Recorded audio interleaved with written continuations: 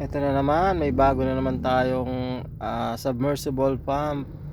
Kaka-deliver lang kanina. Unboxing natin. Tingnan natin kung anong mga laman. Ang hirap. Ang hirap magano kasi walang tiga video.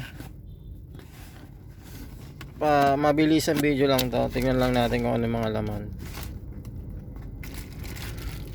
Iyon. Meron siyang kasamang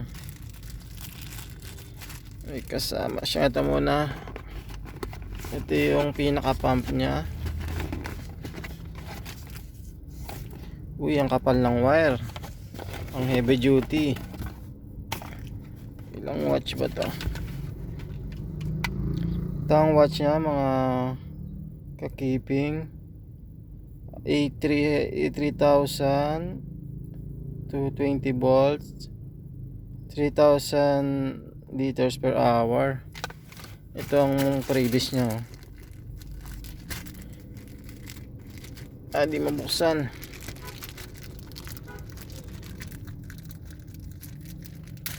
Yun, nabuksan na. Meron siyang kasamang, check natin. Meron siyang kasamang hose at 4 na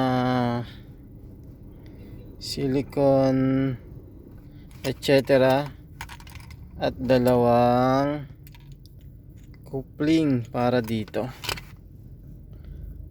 kakiping.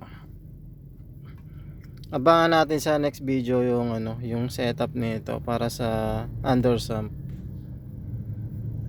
Yun lang.